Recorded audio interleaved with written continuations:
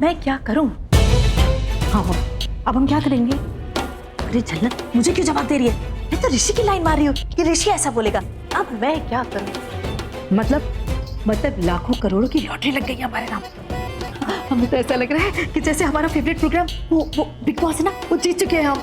और वो हमारा सुल्तान, हमारा बजरंगी भाई, हमारा सलमान अपने हाथों से लाखों करोड़ों के चेक दे रहा है मुझे। Check. Oh hello mummy, Salman Khan आपको क्यों चेक देगा? हाँ, मैं मर गई हूँ क्या? अब उसे चेक देना होगा ना तो मुझे देगा। अरे मेरे पेट से जन्मी अधूरी कहानी कान खोलकर सुन। वो गवारन नकारन तनुजा जो है ना, रातों रात बिग बॉस की तरह सोने की मुर्गी देने वाला अंडा हो गई है। हाँ अंडा। मम्मी, सोने का अंडा देने वाली मुर्गी? अरे कुछ भी वही मतलब ये है कि अब हमारे हाथ ना सोने के अंडे नहीं लगे। सुन सुन, हमारे हाथ सोने की मुर्गियां लगेगी, मुर्गियां। तुझे पता है जब ऋषि उसका परिवार हमारे हाथ से निकल गया था, मुझे कितना दुख हुआ था। मुझे लगा था कि अब एक कौड़ी भी नहीं मिलेगी।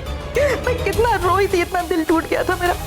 लेकिन ऊपर वाले ने मुझे देखा, मेरी दुआ कबूल कर ली और जाने अनजाने से हमारे साथ मिरेकल कर दिया। मिरेकल। ओ मम्मी, उसका ना चेहरा बदला, तनुजा नहीं बदली है। ये चेहरे की तो पूरी बात है, सब खेल चेहरे का ही है। मैं तो बस इस बात का इंतजार कर रही हूँ जब ऋषि तनुजा को पहली बार देखेगा। वो तनु जिसका वो 20 साल से इंतजार कर रहा है, वो तनु जिसके लिए वो जिंदा रहकर भी मुर्दा है, वो तनु जो उसकी यादों में 20 साल तक जिंदा है। जब ऋषि तनुजा को तनु समझकर देखेगा, कुछ ना कुछ तो जरूर होगा।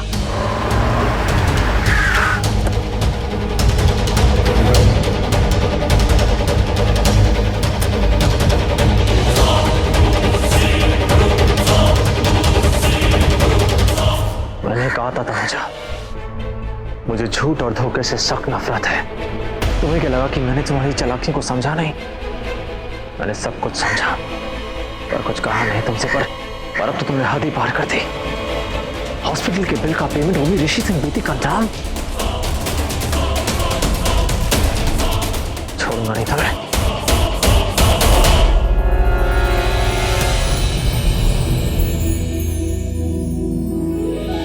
जी, आपको अगर लूडो निकालना ही था तो मुझे बता देती, मैं निकाल देती। इस उम्र में ना आपको ज्यादा ऊपर नीचे नहीं चढ़ना चाहिए। अरे ऊपर नीचे कुछ नहीं किया, बस थोड़ा सा हाथ ऊपर। हाथ ऊपर किया और कंधा खिंच गया है ना। आप भी ना बीजी। आप भी ना नहीं तनुजा, तुम लोगों ने तो मुझे बांध के रखा था, पर उसने मुझे जीना सिखा दिया इस बुढ़ापे में। वो मेरे साथ सारे गेम्स खेलती थी, मुझे बहुत अच्छा लगता था। उसने मेरे इस बुढ़ापे में मुझे हंसना सिखा दिया। मैं आपके गर्म पानी लेके आती। अरे सुन तो,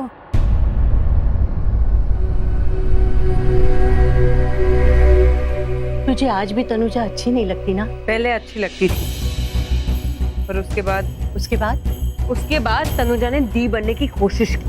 हाँ, तो उसमें तनु की छवि है? नहीं, छवि नहीं है, वो छवि बनने का दिखावा करती।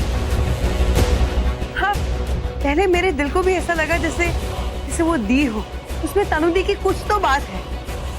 पर जब मैंने दिमाग से सोचा ना बीजी, तो नहीं, ऐसा हो ही नहीं सकता। तू पानी लेने जा रही थी ना, तो जा। पर अगर तूने दिमाग की जगह दिल से सोचा होता ना, तो तुझे पता लगता कि तनु। मैं पानी लेकर आती।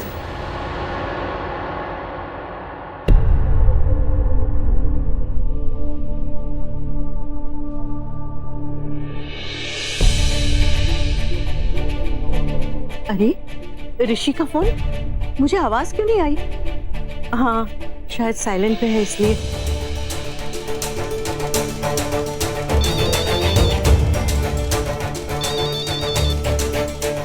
हाँ बीजी बोलिए। बेटा, तूने फोन किया था? जी, आप ठीक तो है ना?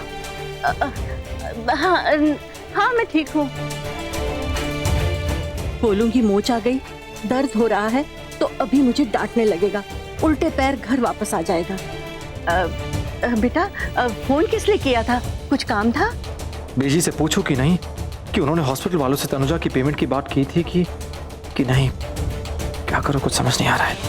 अरे कुछ बोलता क्यों नहीं? बता ना, कुछ काम था क्या? नहीं, मैंने आपकी तबीयत पूछने के लिए फोन किया। बीजी आप ठीक है ना?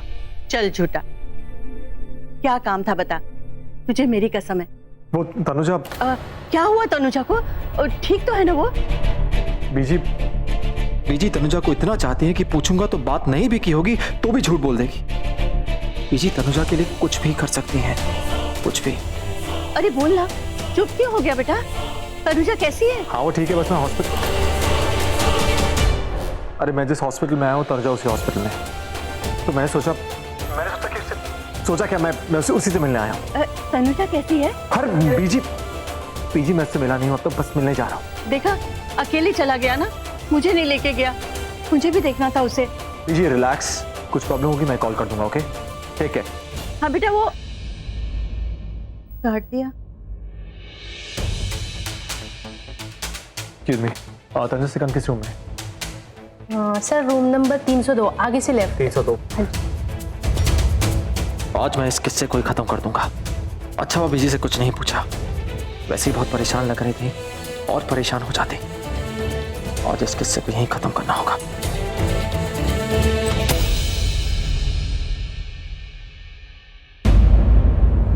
रिधि तू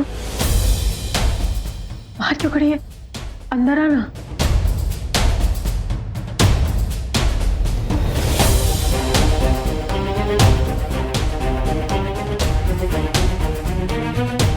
इतना दूर क्यों खड़ी है?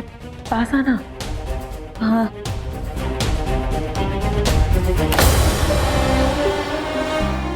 मुझे एक बात बता, नानी और तेरी मम्मी आई हॉस्पिटल? आए थे ना, बाहर ही है। उन्होंने मेरा चेहरा देखा? हाँ। क्या कहा? कहने के लायक ही नहीं थे, मतलब तुझे देख के ना उनको जोर का झटका लगा धीरे से। पर उन दोनों की बातें सुन के मुझे एक चीज तो साफ समझ में आ गई कि तेरा चेहरा ना एकदम तनु जैसा दिखता है। तुझे पता है तनु कौन है? ऋषि का प्यार। क्या? ऋषि का प्यार? मुझे तो लगा कि होगी कोई तनु जो मॉम और नानी जानते हो। ऋषि की ही तनु है। एक बात बता, 3 महीने हो गए, ऋषि ने तुझसे मेरे बारे में कुछ पूछा? नहीं तो पता नहीं क्या हुआ था सालों पहले। मॉम और नानी ने ना ऋषि से बात करने की कोशिश की जब वो यहाँ से डिस्चार्ज होके जा रहा था। यहाँ से? हॉस्पिटल में? ऋषि हॉस्पिटल में था? उसका क्या हुआ? अरे वो भी इसी हॉस्पिटल में था पूरे 1 महीने। तुझे पता है उस आग के हादसे में ना उसको भी बहुत जोर से चोट लगी है और डॉक्टर बोल रहा था कि उसका केस बहुत कॉम्प्लिकेटेड है और पता नहीं क्या क्या क्या बोल रहे थे। खैर वो सब छोड़, मैं क्या बोल रही थी, हाँ मॉम और नानी ने ना ऋषि से बात करने की कोशिश की थी और तुझे पता है ऋषि ने उन दोनों का बैंड बजा दिया। पता है उसने क्या कहा कि तुझसे जुड़ी हर एक चीज से वो नफरत करता है। इनफैक्ट तेरा चेहरा तो वो देखना भी नहीं चाहता है। एक मिनट, निधि तू ना बहुत लकी है, इस सारे ड्रामे में तू नहीं थी।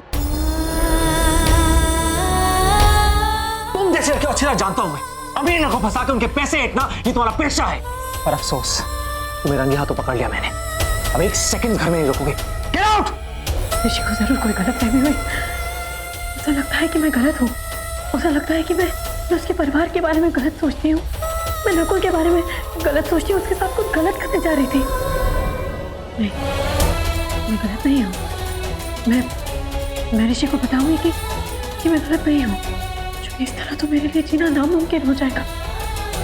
इस तरह मेरे लिए जीना बहुत मुश्किल हो जाएगा। संसार की नफरत के साथ जीना, जिसके लिए पहली बार मैंने अपने दिल में कुछ महसूस किया, जिसके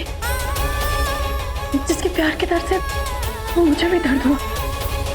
ये दर्द, ये एहसास क्या है मैं नहीं जानती। मुझे क्या महसूस हो रहा है, क्यों महसूस हो रहा है, ये भी मैं नहीं जानती। कि नहीं, मैं फिर भी ऋषि से मिलूंगी। उसके दिल में जो मेरे लिए नफरत है, उस नफरत को मिटाऊंगी।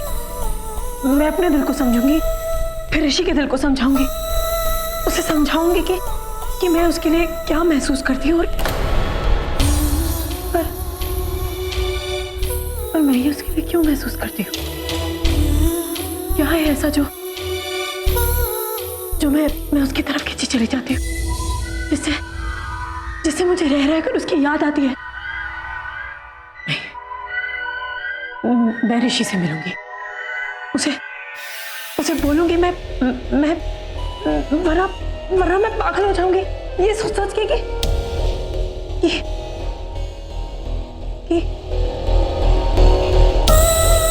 जब उसकी याद आती है तो ना केवल मेरी आंखें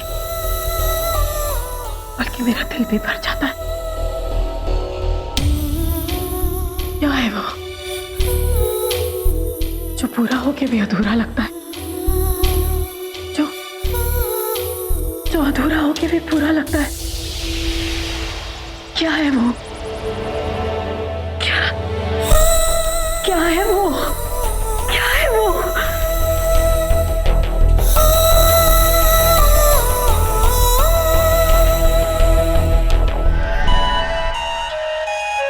excuse me, room number 302। Straight आके सीधा लेफ्ट टर्न लेके वेटिंग रूम में लास्ट वाला रूम। Thank you. आपको पता है मम्मी, इस तन्नू की वजह से ना ऋषि ने मुझे रिजेक्ट कर दिया था, मुझे। खुद तो ये दोनों भाग गए, मुझे भगोड़ा बना दिया, मुझे जिंदगी बर्बाद कर दी इन दोनों ने मेरी। बहुत बड़ी गलती की है तूने। गलती नहीं, पाप किया तूने, पाप। और इस पाप की सजा मिलेगी तुझे, सजा मिलेगी। तूने मेरी नेहा के साथ बदतमीजी की, मेरी नेहा के साथ। उसको जीते जी मार डाला। तू फिक्र क्यों करती है? अब ऋषि की किस्मत बर्बाद होगी, और कैसे होगी, कहां से होगी, उसे खुद पता नहीं चलेगा। एक बात बोलूं मैं आपको, आपका दिमाग ना आतंकवादियों जैसा चलता है। उसको पता भी नहीं चाहिए कि हमने उसके खिलाफ क्या प्लान बनाया है। अब इनकी क्या प्लानिंग है? नहीं, इनके सामने गया तो कुछ पता नहीं कर पाऊंगा। इनको रोकना है तो पहले इनका प्लान सुनना पड़ेगा।